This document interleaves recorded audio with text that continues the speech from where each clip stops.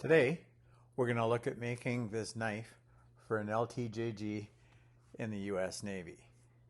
It's going to have a paracord wrap that can be used in emergencies if required, and we'll look at a Kydex sheath and this really cool knot that can serve for both traditional carry, scout carry, and a cross draw carry. All right, so let's get at it. I'm going to use some 5160.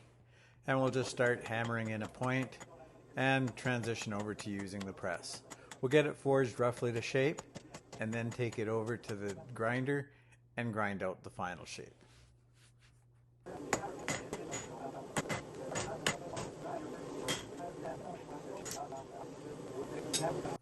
I'll use the horn to start hammering in a tang, and then we'll use the press to flatten everything out.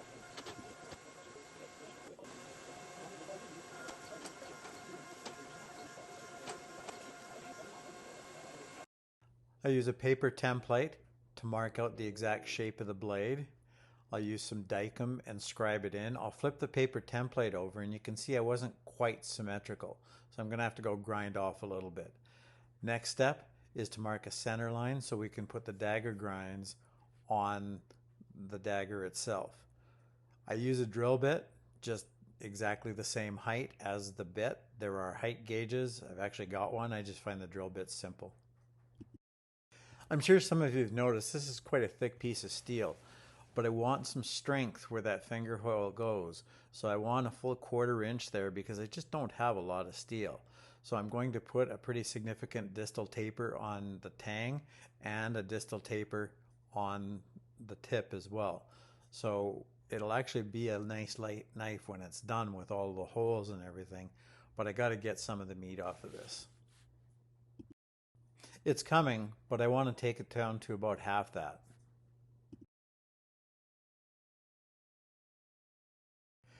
With the blade now on its pre-heat treat diet, it's time to mark out where all of the holes go, and there's lots of them, and we'll actually take it a little bit thinner after heat treat.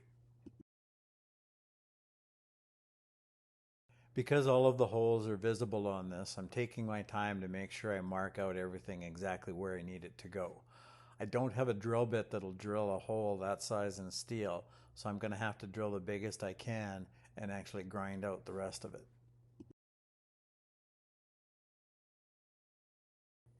To maintain the accuracy on the holes that I want, I'm going to use a center drill bit for all of the holes and then drill them out to the size they need to be. This will ensure I'm staying right on those lines I need. With the pilot hole drilled, I'm going to use this step drill to continually enlarge the hole and get it as big as I can. It won't be big enough, but it'll be a ways of the way there. And with the steel still soft, I'm going to use this carbide drill bit and a few others to enlarge that hole out to the size I need it to be. This is just a slow process. I don't know any other way to get it done faster short of buying another drill bit. But living out in the country, buying another drill bit for this means a trip to town 1.5 hours each way. Next up, time to grind in the bevels. Some of you may notice my slag pile or my water bucket. It's filled with snow. I have a problem stopping things from freezing out here. The reason I'm wearing gloves is it's too cold to hold onto the steel. But dunking the knife into the snow actually works for keeping things cool as well. Eventually it turns to water and I throw it out, but for the longest time it stays as snow. With the camera falling over, this was a good time to put the knife in the snow, pick up the camera, and we continue grinding.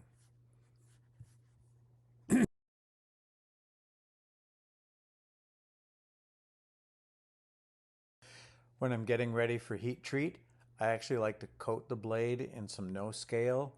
It's some ATP that I bought from Maritime Knife Supply, and I give it a good coat. I'm going to actually do 2 knives at the same time, just a little bit more efficient on the kiln itself.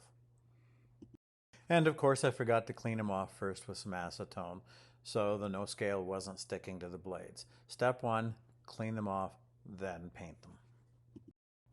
We'll go through 3 normalization cycles. I don't know if you need to or not. I do 3, 16, 15, 25, and 14, 25. give them a soak for about 10 minutes, and then we're ready to quench. I'm going to quench it at 1525 degrees, and then I add 5 degrees just for that transfer time to the quench oil. We'll give it a soak in the oil, and then we'll throw it right into the straightening jig. I give it about 30 seconds in the oil, and then let it cool down before we get ready to temper the blade. But before we do that, we're actually going to check its hardness.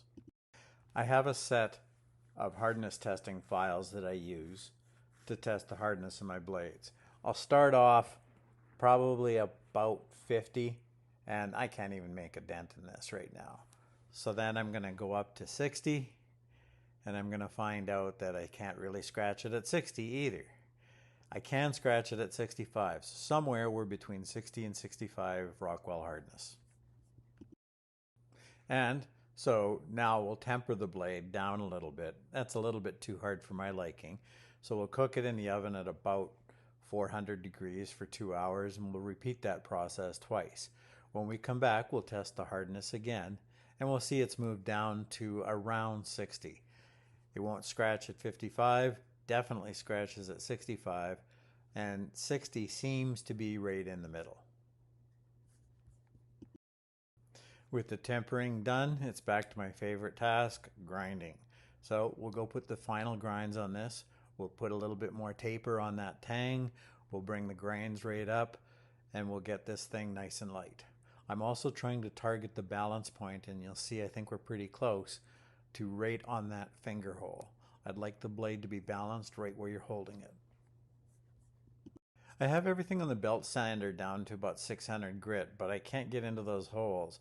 So it's off to the Dremel and seeing what we can do to smooth out those holes. I don't want them to bite on the finger. So now it's time to add something a little special to this. I'm going to add the touch mark, but I'm also going to add a little bit of text to the handle. Nobody will see it. It'll all be covered with the paracord.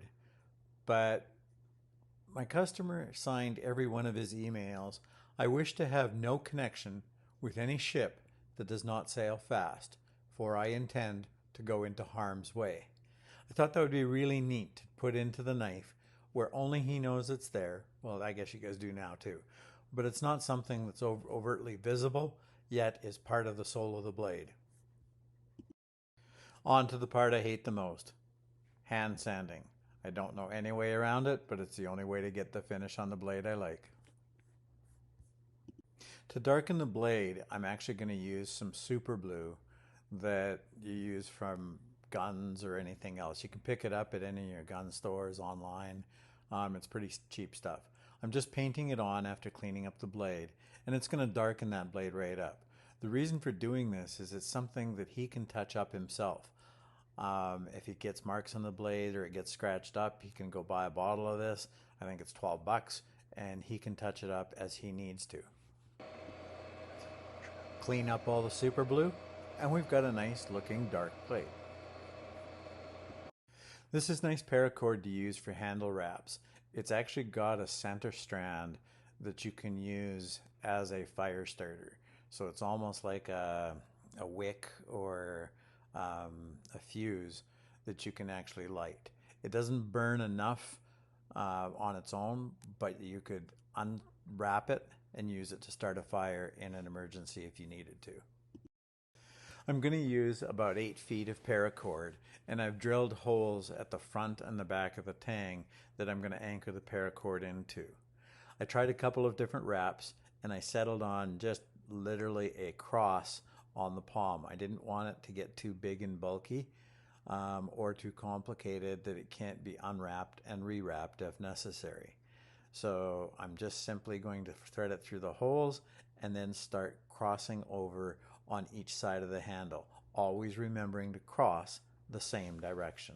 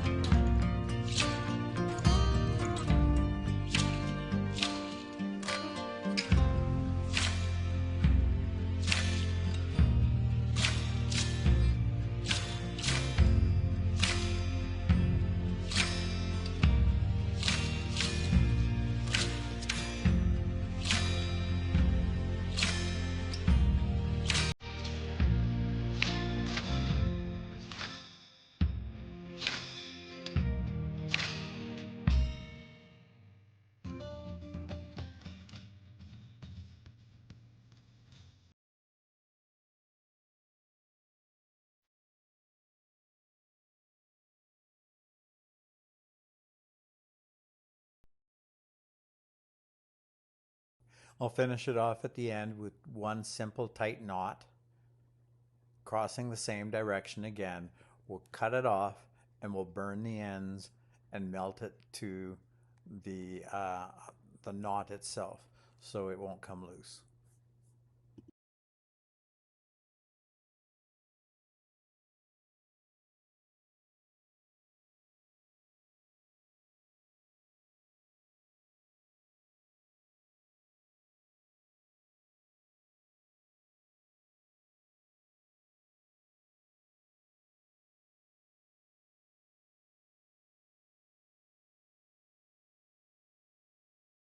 With the knife complete, now it's time to make the Kydex sheath.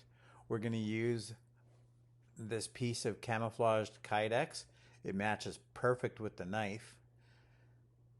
And we'll cut off 2 pieces using some tin snips to size.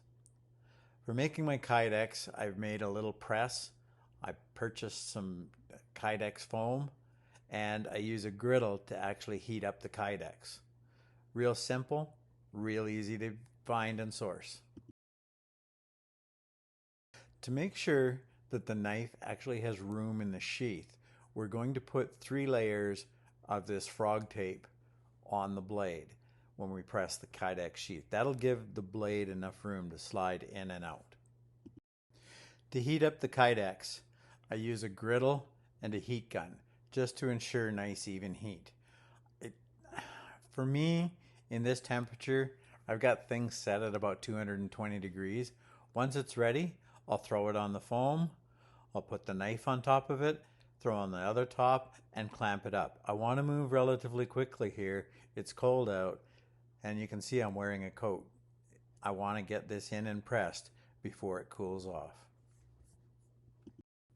We drill some holes, and we get ready to rivet all around the sheath. That'll hold it together and give us a place to put our paracord. Over the grinder, and we're ready to actually put this cool knot I discovered that allows you to cross carry, scout carry, and normal carry the sheath.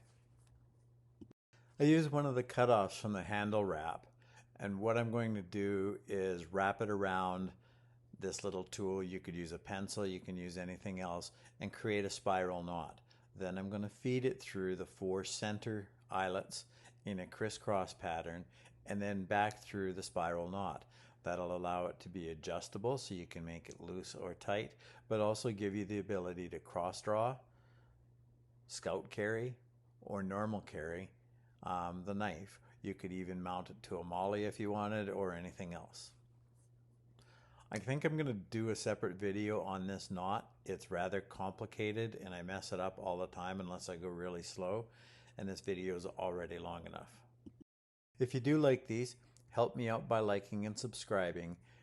All of the pictures are on the website as well. I'll put a link in the description so you can follow to that if you want to see some more detailed shots of this really neat knife. Thanks for watching and stay tuned.